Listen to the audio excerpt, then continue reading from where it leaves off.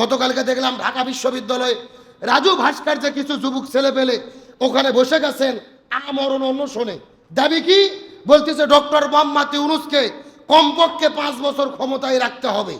এটা যদি মেনে না নেওয়া হয় আমরা এখান থেকে উঠবো না, প্রয়োজনে না খাইয়া মারা যাব, তাও এখান থেকে উঠবো না। অন্তত 5 বছর ডক্টর ইউনূসকে আমরা ক্ষমতায় দেখতে চাই।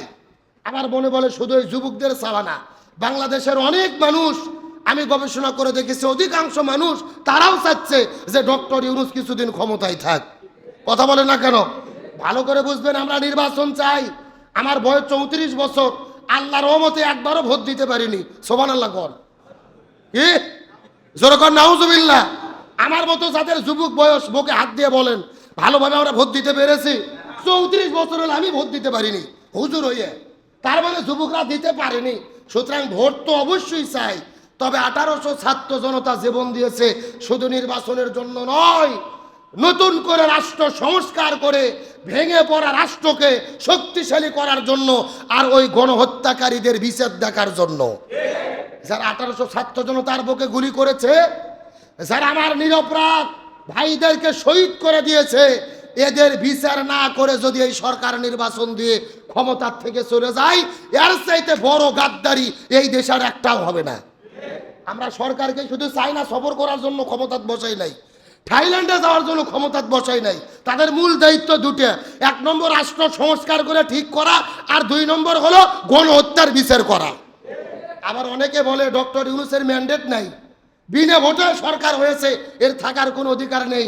আমি পরিষ্কার করে বলি, ডক্টর মোহাম্মদ ইউনূস আর শহীদ প্রেসিডেন্ট জিয়াউর রহমান, এই 2 জন ব্যক্তি বাংলাদেশের সবচাইতে বেশি ম্যান্ডেট নিয়ে ক্ষমতা গ্রহণ করেছে। এবং ডক্টর মোহাম্মদ ইউনূস একবার সরাসরি ইসলামিক পদ্ধতিতে তিনি দেশের রাষ্ট্র ক্ষমতায় অধিষ্ঠিত হয়েছেন। প্রশ্ন করতে পারেন হুজুর ইসলামী পদ্ধতি আবার কিভাবে হলো? আমাদের নবীজি যখন বিদায় নিয়ে চলে গেলেন, হযরত আবু বকর কিভাবে খলিফা হয়েছে? পুরো এলাকার মানুষের মতামতের ভিত্তিতে হযরত আবু বকর রাদিয়াল্লাহু তাআলা খলিফা নির্বাচিত হয়েছে।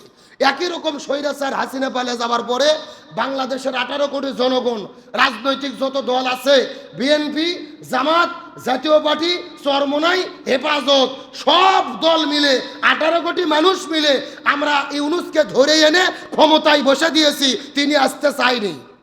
কথা কোনাকা? তাহলে বলেন তো ভোট মানে কি শুধু সেল মারা? ভোট অর্থ হলো সমর্থন করা, ম্যান্ডেট দেওয়া, তার পক্ষে থাকা। যে ইউনূসের বিপক্ষে কোনো লোক কি বাংলাদেশে ছিল? ডক্টর ইউনূস তো সরাসরি ইসলামিক পদ্ধতিতে ক্ষমতা গ্রহণ করেছে, সবার সম্মতির ভিত্তিতে ম্যান্ডেট নিয়ে ক্ষমতা গ্রহণ করেছে। আর এইরকম একজন ছিল শহীদ প্রেসিডেন্ট জিয়াউর রহমান। যখন বঙ্গবন্ধুকে হত্যা করা হলো, তাম বাংলাদেশের সিপাহী বিপ্লব হলো, তারপরে গণসংহতি হলো, সবাই মিলে সম্মতিতে জিয়াউর রহমানকে ক্ষমতায় বসাইলো। তার মানে এদের ম্যান্ডেট হলো সবচাইতে বড় ম্যান্ডেট। আমরা বাংলাদেশে যেই ভোটের কথা বলি না, গণতন্ত্র, এটা সম্পূর্ণ ভাওতাবাজি। ভালো করে বোঝেন। মনে করেন যদি নির্বাচন হয়, 100 জন লোকের মধ্যে 70% লোক ভোট দেয়, 30% লোক দেয় না। কত পার্সেন্ট দেয়? 70%। এখন 70%-এর মধ্যে ধরেন, সাপোজ বোঝেন, 70%-এর মধ্যে 30% লোক ভোট দিল বিএনপি, বাকি থেকে কয় পার্সেন্ট? 40। 40-এর মধ্যে 20% দিল জামাত ইসলামকে, 10% এনসিপি, আর 10% অন্যান্য দল। তাহলে অন্যান্য দল মিলে পাইলো হচ্ছে 40% ভোট, বিএনপি একাই পাইলো 30%। এখন ক্ষমতায় কারা যাবে? বিএনপি। জোরবেন ক্ষমতায় কারা যাবে? কারণ ওরা বেশি লোকের সমর্থন পাইছে। এখন বেশি লোকের সমর্থন মানে কত হলো? 100-র ভেতরে 30। আমার কথাকে বোঝেননি? 100-র ভেতরে, আরে ভাই 30% তো এমনি আসেনি। তাহলে বাকি থাকে 70। 70-এর মধ্যে সব দল মিলে পেলো 40%, এরা পেলো 30%। তার মানে 100-র ভেতরে 30% লোক এই দলকে চালো, এরা ক্ষমতা গ্রহণ করলো, এদের পক্ষে 30%, আর বাকি 70% এদের বিরুদ্ধে। তারপরেও ক্ষমতা, এটাই বাংলাদেশের সাংবিধানিক সিস্টেম। কিন্তু আপনি তুরস্কে যান, এই সিস্টেম নাই। তাদের ভোটাভুটির সিস্টেম, যত ভোটই পাক কমপক্ষে 51% ভোট পেতে হবে, মানে অর্ধেকের বেশি লোক ওই দলকে চাওয়া লাগবে। আমরা ইউনূস সরকারকে বলি আমাদের দেশেও এই সিস্টেম করা দরকার, মানে অন্তত অধিকাংশ জনগণ যেই দলকে সমর্থন করবে ওই দলে যেন কি হয়, এই দেশ পরিচালনা করতে পারে। আজকে গণতন্ত্রের নামে যা চলে ভাওতাবাজি। আর ইউনূস ক্ষমতা নিয়েছে, আজকে ভারত চেষ্টা করেছে ক্ষমতায় আসার পর থেকেই ইউনূসকে তাড়িয়ে দিতে, তাড়াতে পেরেছে? গত 1 মাস আগে থাইল্যান্ডে ডক্টর ইউনূসের সঙ্গে সাক্ষাৎ করে মিটিং করতে বাধ্য হয়েছে। আল্লাহ আকবার বলেন। তার মানে ভারত ষড়যন্ত্র করে পারেনি, নৈতিকভাবে পরাজয় বরণ করতে বাধ্য হয়েছে। এখন শুভেন্দু অধিকারী বিজেপির নেতা, নরেন্দ্র মোদীর মন্ত্রী বলতেছে ইউনূসকে ক্ষমতার থেকে হটাতে হবে, তাকে ক্ষমতার থেকে হটাও রেখা যাবে না। পরিষ্কার করে বলি, ভারত যদি ষড়যন্ত্র করে ইউনূসকে ক্ষমতার থেকে নামানোর জন্য, এই বাংলাদেশের জনগণ প্রয়োজনে ডক্টর ইউনূসকে ক্ষমতায় রাখার জন্য রাজপথে আন্দোলন করবে। এটা নতুন ইতিহাস তৈরি হবে। তাম পৃথিবীতে আন্দোলন হয় সরকারের বিরুদ্ধে, আর এইবার যা ভাব দেখতেছি আন্দোলন হবে সরকারের পক্ষে। কারণ ভারত চেষ্টা করতেছে ইউনূসকে তাড়াইয়া দিতে। শোনেন, ইউনূস ক্ষমতা না নিয়ে যে কেউ যদি ক্ষমতা নিত 3 মাসের মধ্যে তারাই দিয়ে ওই ভারত স্বৈরাচারকে দেশে ঢুকে দিত। শুধু একমাত্র ইউনূস আন্তর্জাতিক খেলোয়াড়। এ বলেছে আমরা দেশীয় খেলোয়াড় না, আন্তর্জাতিক খেলোয়াড়। পৃথিবীর কাছে যাব না, পৃথিবী আমাদের কাছে আসবে। খেলা কত প্রকার, ওহা কি কি উদাহরণ সহ নরেন্দ্র মোদী বুঝে দিয়েছে। কথা বল না কে? সুতরাং আমরা অবশ্যই ভোট চাই, নির্বাচন চাই, তবে সংস্কার চাই, গণহত্যার বিচার চাই, তারপরে নির্বাচন চাই। কতক্ষণ ঠিক কিনা? তাহলে আসুন চিৎকার করে বলেন, ওই রসুলের প্রতি মহব্বত থাকার দরকার আছে না নাই? তাহলে একটা খেজুর গাছ পর্যন্ত রসুলের মহব্বতে কান্না করতেছে। সুবহানাল্লাহ বলেন। আমার বন্ধুগণ, মুসলমান ভাইরা গভীর মনোযোগ। হযরত আব্দুল্লাহ ইবনে আব্বাস রাদিয়াল্লাহু তাআলা বলেন, আমি খেজুর গাছের কাছে চলে গেলাম। খেজুর গাছে যাওয়ার পর আস্তে করে কানটা যখন খেজুর গাছের সঙ্গে লেগে দিয়েছি, লক্ষ্য করে দেখতে পারি ছোট বাচ্চার মতো গুনগুন গুনগুন করে কান্না করতেছে। হযরত আব্দুল্লাহ ইবনে আব্বাস বলে, ইয়া রাসূলুল্লাহ, আপনি মহব্বতে খেজুর গাছ কান্না করেন, আপনি যেই খেজুর গাছের মধ্যে বসে বসে খেজুর গাছে হালান দিয়ে দিয়ে আপনি খুতবা পড়তেন, আপনি সেই খেজুর গাছকে বাদ দিয়ে নতুন মেম্বারকে গ্রহণ করেছেন। খেজুর গাছের মধ্যে মনের মধ্যে বড় কষ্ট লেগে গেছে, আপনার বিরহ সহ্য করতে পারে না, আপনার বিয়োগ ব্যথাকে সহ্য করতে পারে না। এই কথা বলার পরে আমার নবীজি সবাইকে থামায়া দিয়া আস্তে করে খেজুর গাছের মধ্যে হাত দিয়ে চিৎকার করে বলে, এরে খেজুর গাছ, তুই কেন কান্না করিস? কান্না করার কারণ কি? হাদিসের মধ্যে এসেছে, আমার নবী যখন খেজুর গাছকে ডেকে বলেন, এ খেজুর গাছ তুই কেন কান্না করিস, সঙ্গে সঙ্গে খেজুর গাছের কান্না আরো বেড়ে গেছে। আল্লাহু আকবার বলবেন না? ছোট বাচ্চা দেখবেন যখন কান্না করে, বাবা মা যদি আস্তে করে বাচ্চার কাছে যায়, ওই সন্তান বাবা মাকে দেখার পরে আরো স্পিডে কান্না করে। কতক্ষণ না গা? ছোট বাচ্চা কান্না করতেছে, হঠাৎ করে আসছে, বাবা সর কান্নার স্পিড আরো বাড়ছে না কমছে? নবী যখন খেজুর গাছকে বলতেছে, খেজুর গাছ উস্তুনে হান্না না, তুমি কেন কান্না করো? খেজুর গাছের কান্না আরো বেড়ে গেছে। সুবহানাল্লাহ বলেন। আমার বন্ধুগণ, মুসলমান ভাইরা গভীর মনোযোগ। আমার নবীজি খেজুর গাছে হাত দেওয়ার পরে খেজুর গাছকে সান্ত্বনা দেওয়া শুরু করলেন, খেজুর গাছকে বলা শুরু করলেন, এ খেজুর গাছ তুই কান্না করবি না, আমি তোর জন্য দোয়া করে দেব। তুই মৃত থাকবি না রে, তুই আবার জীবিত হয়ে যাবি, তোর ডাল হবে, তোর গাছের মাথা হবে, ফুলে ফলে তুই সুসজ্জিত হবি, তোর মধ্যে আবারও ফল ধরবে, খেজুর তুই ফলাতে পারবি। শুধু এই পুরো বছরের ভেতরে এক সিজন তুই ফলাবি না, সারা বছর তোর মধ্য থেকে খেজুর বের হবে। আর যত মানুষ হজ করার জন্য মক্কা মদিনায় আসবে, তোর খেজুরকে সুশোভিত হবে, তুই কিয়ামত পর্যন্ত বেঁচে থাকবি। আমার নবীজি দোয়া করা শুরু করে দিলেন। আসলে মৃত গাছ কি জীবিত হয়? হয় না, কিন্তু নবী যদি জীবিত করে, এটার নাম হলো মুজিজা। এটার নাম কি? অসম্ভবকে সম্ভব করা, অলৌকিক ঘটনা, যেটা আমাদের মাথা খেলে না, ব্রেনটা খেলে না, এমন কিছু ঘটনাকে কি বলা হয়? মুজিজা। নবীজি দোয়া শুরু করলেন, খেজুর গাছ তুই কান্না করবি না, আমি তোর জন্য দোয়া করে দেব, তোর গাছে ডাল হবে, তোর মাথা হবে, তুই আবার জীবিত হবি, তুই খেজুর ফলাবি, খেজুর ফলাতে থাকবি, তাও বছরে 1 মাস না, সারা মাস, সারা বছর তুই খেজুর দিবি। যত মানুষ মক্কা মদিনায় আসবে তোর খেজুর খাবে, কিয়ামত পর্যন্ত তুই বেঁচে থাকবি। আল্লাহু আকবার বলেন। আমার বন্ধুগণ, মুসলমান ভাইরা গভীর মনোযোগ। এই কথা যখন নবীজি বলেছেন, খেজুর গাছকে বলেছেন, কিন্তু খেজুর গাছের কান্না থামে না, খেজুর গাছের কান্নাটা আরো বেড়ে গেল। এই খেজুর গাছটা কেন যেন তেন গাছ নয়। একদিন আমার নবীজি সাহাবীদেরকে ডাক দিয়ে বলে, এ সাহাবীরা বলো তো, মুমিনের মতো ইমানদারদের মতো কোন গাছের বৈশিষ্ট্য, মুমিনের মতো কোন গাছের বৈশিষ্ট্য? সাহাবীরা নবীজির কথা শোনার পরে বন জঙ্গলের মধ্যে চলে গেল, প্রত্যেকটা গাছ নিয়ে গবেষণা করলেন। আসার পরে নবীজিকে বলে, ইয়া রাসূলুল্লাহ, আমরা বলতে পারবো না, আল্লাহু ওয়া রাসূলুহু আলাম, নিশ্চয় আল্লাহ এবং তার রাসূল ভালো জানে। নবীজি ডাক দিয়ে বলে, বনের মধ্যে যাওয়ার কোনো দরকার নাই, বনের মধ্যে গবেষণা কোন করার দরকার নাই রে। ইমানদার মুমিনের মতো বৈশিষ্ট্য হলো এই যে লক্ষ্য করে দেখো খেজুর গাছ। সুবহানাল্লাহ বলবেন না? ইমানদার মুমিনের মতো বৈশিষ্ট্য হলো খেজুর গাছ।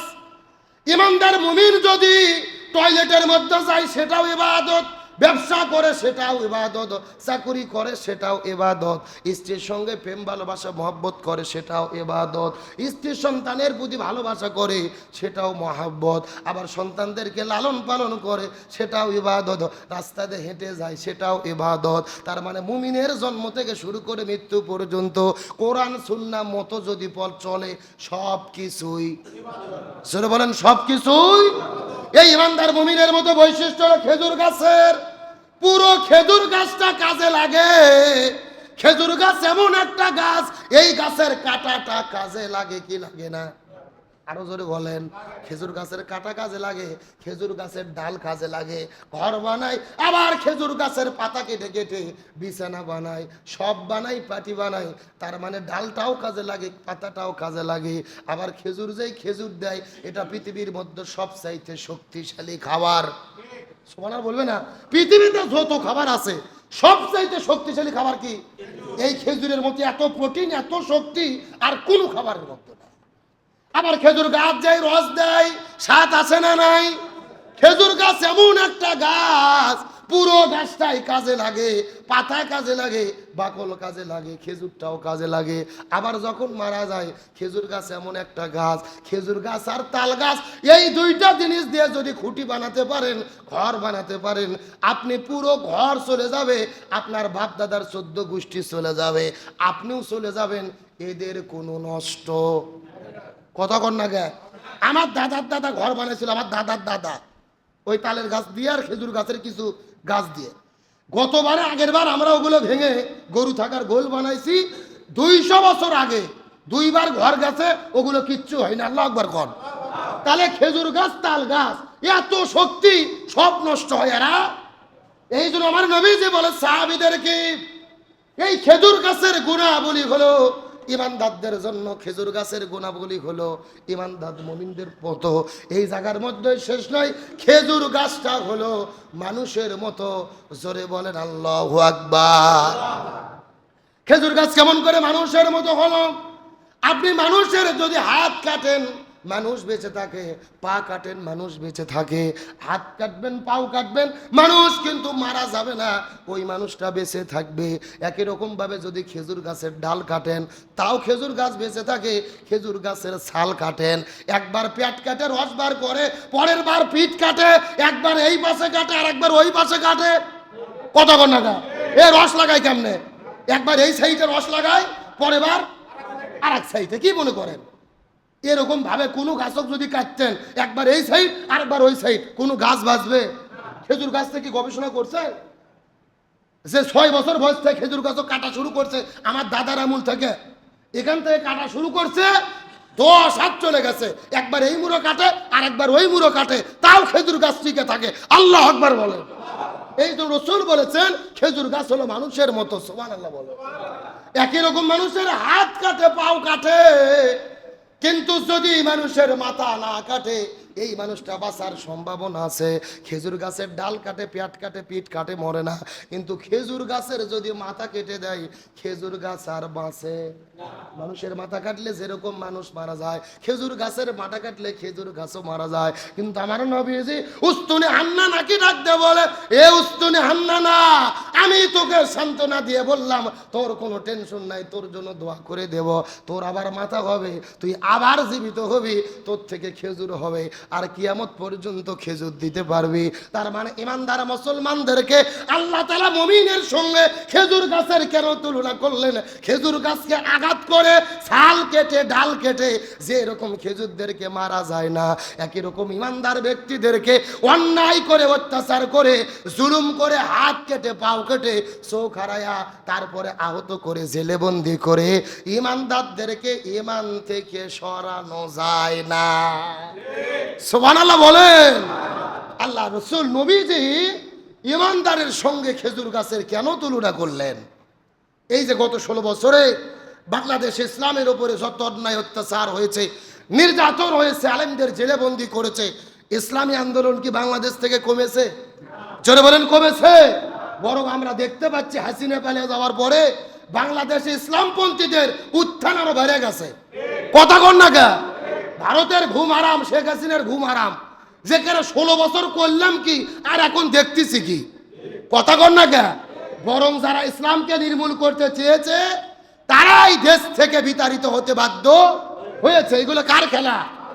গতকালকে দেখলাম একটা ভিডিওতে আওয়ামী লীগের একটা নেতা বাড়িতে পুলিশ এসেছে, বাঁচার জন্য একেবারে খাটের নিচে ঢুকছে। দেখছেন আপনারা? খাটের নিচে ঢুকে উপরে তোষক দিয়ে বালিশ দিয়ে ঢেকে রাখছে। পুলিশ এখন তো সেই জিনিস, যাওয়ার পর উপর থেকে তোষক টোষক খাটের উপরে কাঠকুট উঠাইয়া দেখতেছে ময়না ভেতরে শুয়ে আছে। কথা কন না কে? একেবারে জিন্সের প্যান্ট পরে ভেতরে শুয়ে আছে। ওকে ধরার পরে হাতে হ্যান্ডকাপ পরাইয়া ওখান থেকে ধরে নিয়ে চলে গেছে। আল্লামা সাঈদী একটা ভবিষ্যৎবাণী করেছিল, তোমরা যে জুলুম করতেছো এটা যদি বন্ধ না করো পালানোর জন্য ইঁদুরের গর্তও খুঁজে পাবে না। আজকে আল্লামা সাঈদীর বক্তব্য মিলে গেছে না? সত্য হয়েছে না? হাজার হাজার বিএনপি জামাতের নেতাদের বছরের বছর বাড়িতে থাকতে দাওনি, ঈদের দিনে ঈদ করতে দাওনি, বাবা মা মারা গেলে জানাজা করতে দাওনি। আল্লাহ আজকে তোমাদের এমন ভাবে দেশ ছাড়া করেছে, দেশ ছাড়া হয়েছে, খাটের নিচে লুকিয়েও তোমাদের রক্ষা হচ্ছে না। এগুলো কার ফয়সালা? আল্লাহ বলেন অমাকারু অমাকারাল্লাহ আল্লাহু খায়রুল মাকিরিন। তারাও ষড়যন্ত্র করে, আল্লাহ কৌশল অবলম্বন করে। কার কৌশল বিজয় হয়? আল্লাহ বলেছেন ইয়াকিদুনা কায়দাও ওয়া আকিদু কায়দা। তারাও কিছু কায়দা কৌশল করে, আল্লাহরও কিছু কায়দা কৌশল আছে। এই জন্য ক্ষমতা পাইয়া এমন কাজ করা ঠিক না, এমন জুলুম করা ঠিক না যার দ্বারা ওই জুলুমের বিচার আল্লাহ জমিনেই দিয়ে দেয়। তাহলে বলেন দেখি, খেজুর গাছের মতো ইমানদারদের বৈশিষ্ট্য। খেজুর গাছকে কাটলে খেজুর গাছ মরে না, ডাল কাটলে মরে না, পেট কাটলে মরে না, পিঠ কাটলে মরে না। একই রকম ইসলামের উপরে জুলুম করে ইমানদারদের হত্যা করলে, জেলেবন্দি করলে, হাত পাও হারা করলে ইসলাম থেমে যায় না, খেজুর গাছের মতো ইমান নিয়ে টিকে থাকে। আল্লাহু আকবার বলেন। আমার বন্ধুগণ, মুসলমান ভাইরা গভীর মনোযোগ। নবীজি খেজুর গাছকে বারবার নবীজি সান্ত্বনা দেওয়া শুরু করলেন, খেজুর গাছের জন্য দোয়া করা শুরু করলেন। তুই কিয়ামত পর্যন্ত বেঁচে থাকবি, তুই খেজুর দিবি, তোর আবারও জীবন ফিরে আসবে। কিন্তু আব্দুল্লাহ ইবনে আব্বাস বলে, আমার নবীজি এই কথা যখন খেজুর গাছকে বলেছে, খেজুর গাছের কান্না আরো দ্বিগুণ গতিতে বৃদ্ধি পেয়েছে। বলেন আল্লাহু আকবার। আরো তার কান্না বেড়ে গেছে। ছোট বাচ্চা যদি কান্না করে আর বাবা যদি যে বুকের মধ্যে জড়ায় ধরে, সাথে সাথে কি কান্না থামে? আপনি পাখি মার্কা 2 টাকা বের করে দিয়েছেন 10টা, কান্না ছাড়তেছে না। ছেলের চাওয়া 500 টাকা নেবে, তারপরে ছাড়বে। কথা কন না? টাকা যতই 10 টাকা 20 টাকা বের করে দিচ্ছেন, ওর কান্না আরো বেড়ে যাচ্ছে। মানে ওর চাহিদা এখনো কি হয়নি? পূর্ণ হয়নি। যেটা চাচ্ছে সেটা এখনো পায়নি। নবী যত দোয়া করতেছে, যত সান্ত্বনা দিচ্ছে, উস্তুনে হান্নানা খেজুর গাছের কান্না আরো বেড়ে যাচ্ছে। আল্লাহু আকবার বলেন। আমার বন্ধুগণ, মুসলমান ভাইরা গভীর মনোযোগ। নবীজি সর্বশেষ কান্না যখন থামাতে পারলেন না, আস্তে করে নবীজি নিজেই খেজুরের গাছের কাছে চলে গেলেন। উস্তুনে হান্নানাকে বুকের মধ্যে জোরে ধরলেন। বলেন সুবহানাল্লাহ। নবীজি উস্তুনে হান্নানাকে বুকের মধ্যে জোরে ধরে আল্লাহর কাছে ফরিয়াদ করে বলেন, আল্লাহ আমার মহব্বত, আমার বিরহ সহ্য করতে পারে না। এতদিন পর্যন্ত উস্তুনে হান্নানার সঙ্গে আমি পিঠ আলান দিয়ে খুতবা দিয়েছি, তার উপরে বসেছিলাম, উস্তুনে হান্নানা সহ্য করতে পারে না। আল্লাহর কাছে নবীজি দোয়া করে বলেন, ইয়া রব্বুল আলামিন, আপনি আপনি কবুল করে নেন। আমি দোয়া করি এ উস্তুনে হান্নানা তুই কান্না করবে না, তোর জীবন দেওয়ার কোনো দরকার নাই রে, আমি আমার কাছ থেকে তোকে সরাই দেব না। আমি দোয়া করতেছি তুই আমার সঙ্গেই জান্নাতের ভেতরে থাকবি। আল্লাহু আকবার বলেন। নবীজি দোয়া করলেন উস্তুনে হান্নানার জন্য, তুই আমার সঙ্গে জান্নাতের মধ্যে থাকবি। আল্লাহ তাআলা দোয়াটাকে কবুল করে নিয়েছেন। ওই যে রিয়াজুল জান্নাহ নামক জায়গা আছে আমার নবীজির মেম্বারের পাশে, নবীজি দাফন করলেন, জানাজা করলেন, এই উস্তুনে হান্নানাকে কবরস্থ করে রেখে দিলেন। ওই রিয়াজুল জান্নাহর ভেতরে উস্তুনে হান্নানাকে কবরস্থ করে মাটির মধ্যে পুঁতে রাখা হয়েছে। যারা যারা যাবেন লক্ষ্য করে দেখবেন উস্তুনে হান্নানা আরবিতে কিন্তু লেখা রয়েছে, লক্ষ্য করলে বুঝতে পারবেন নবীজির প্রতি মহব্বত ছিল, ভালোবাসা ছিল। আল্লাহ ভালোবাসাটাকে কবুল করে নিয়ে একটা মৃত গাছের মহব্বতকে কবুল করে নিয়ে আল্লাহ কবুল করেছে। এই উস্তুনে হান্নানাও জান্নাতের মধ্যে থাকবে। চিৎকার করে বলা যাবে কি আল্লাহু আকবার, আরো জোরে বলেন না সুবহানাল্লাহ। উস্তুনে হান্নানা একটা খেজুর গাছের নাম, যাহার পরে খুতবা দিতেন রাসূল আকরাম। উস্তুনে হান্নানা একটা খেজুর গাছের নাম, যাকে ধরে খুতবা দিতেন রাসূল আকরাম। গাছটা নবীর বিরহে, গাছ নবীর বিরহে, গাছ কেঁদে মরে, গাছটা নদীর বিরহে, গাছে কাঁদিতে রহে। হতবাক হইলেন যত সাহাবায়ে কেরাম, রহমতে আলম নবী নূরে মুজাসসাম। সাহাবীরা আতর বানাই ওই নবীজির ঘাম, বলো সাহাবীরা আতর বানাই ওই নবীজির ঘাম। চিৎকার করে বলেন আল্লাহু আকবার। আমার প্রিয় বন্ধুগণ, মুসলমান ভাইরা গভীর মনোযোগ। আলোচনার দ্বারা বোঝা গেল নবীর প্রতি যদি মহব্বত থাকে, নবীর প্রতি যদি ভালোবাসা থাকে, আল্লাহ মৃত গাছেরও ভালোবাসাকে কবুল করে নিয়ে ওই জান্নাতের মধ্যে থাকার মতো জায়গা করে দিতে পারেন। আমরাও যদি নবীর প্রতি মহব্বত রাখি, নবীর প্রতি ভালোবাসা রাখি, আর নবীর আদর্শটা মেনে চলি, আমাদেরও থাকার জায়গা জান্নাতে করে দেবেন কে? সুতরাং আল্লাহ তাআলা সবচাইতে পৃথিবীতে সম্মানিত করেছেন দুইটি জায়গাকে। এক নম্বর বাইতুল্লাহ কাবা ঘর, দুই নম্বর মসজিদুল নববী। মসজিদুল নববীর সম্মান কেন হলো? মসজিদুল নববীর পাশে আমার নবী ঘুমাই, নবীর কারণে মসজিদুল নববীর সম্মান, রিয়াজুল জান্নার সম্মান, উস্তুনে হান্নার সম্মান। আমরাও যদি নবীকে ভালোবাসি, নবীর মহব্বত করি, যার মধ্য দিয়ে পৃথিবীর নেতা নেত্রী, নেতা খেতা দলের মতবাদ বাদ দিয়ে রসুলের তরিকা, রসুলের আদর্শ মেনে জীবন পরিচালনা করি, আল্লাহ আমাদের থাকার জায়গা জান্নাত করে দেবে ইনশাআল্লাহ। সুতরাং আল্লাহ তাআলা রসুলের তরিকা আদর্শ মতো জীবন পরিচালনার তৌফিক দান করুক, বলেন আমিন।